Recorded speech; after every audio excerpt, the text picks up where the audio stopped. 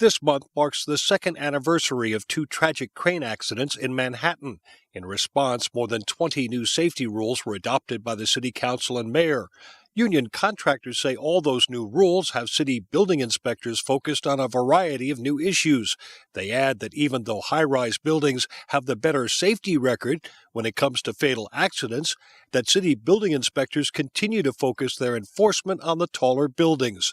Louis Coletti is president of BTEA, New York's Alliance of Union Contractors. Well, I think the general perception is that there is more enforcement going on high-rise construction, 10 stories and above, than there are on low-rise, which are predominantly union jobs. We find ourselves in this position because when you go back to 2008, we really had a horrendous year safety-wise. We had the two horrific crane accidents, which are unusual. If you look at OSHA statistics, it proves that we have the safest high-rise industry in the country, probably in the world. Yeah, I mean, obviously 2008 was just a horrendous year for us because of the two crane accidents, and deaths shot up to 32 total fatalities according to OSHA statistics, 20 of which were in the non-union sector, which was really a change, dramatic change since OSHA's been tracking union, non-union since 2004. Typically, from 2004 through 2007, the average was close to 80% of the fatalities were on non-union jobs and 20 on union jobs. Obviously, with those two tragedies, the numbers reversed and it was 62% union, 38% non-union. But now back into 2009, the number has dropped from 32 fatalities to a total of 8. We won't be happy until the number is 0, but again, of the 8, 5 are in the non-union sector for 2009. OSHA statistics show that when you take out 2008, for the previous 6 years, 75% of the fatalities are on non-union jobs below 10 stories. So I think as a result of that, the city moved forward with a number of initiatives that were designed and targeted to deal with the problems that were found on high-rise construction. So it sort of threw off the complete focus.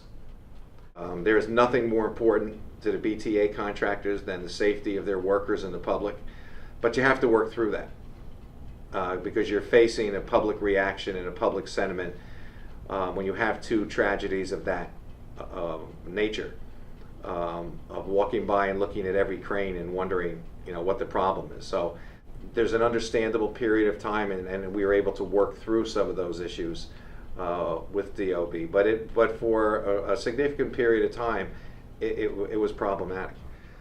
Some of the concerns we've shared with the buildings department is if there's a problem on, say, the 4th floor, and you're building, and you're up to the 20th floor, do you really have to shut the whole building down?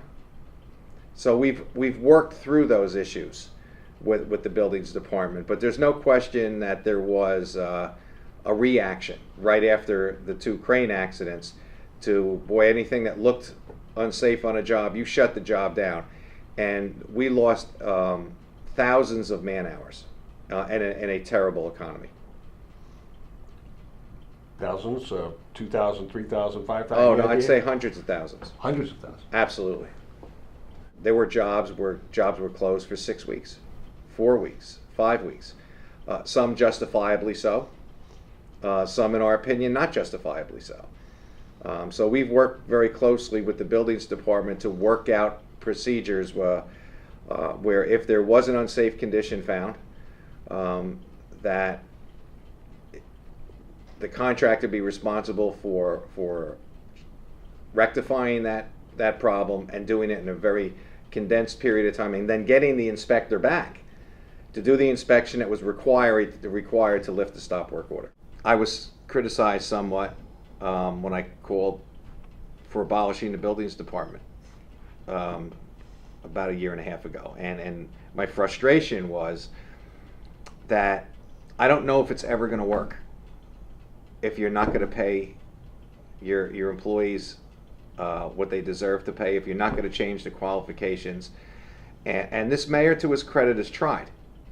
but runs into other issues when you're negotiating with one city union and they get involved with the pattern bargaining.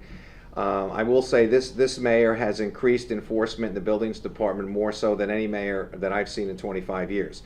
He has tried to improve the quality of the building inspectors within the framework that he can. I don't know that he can do anymore.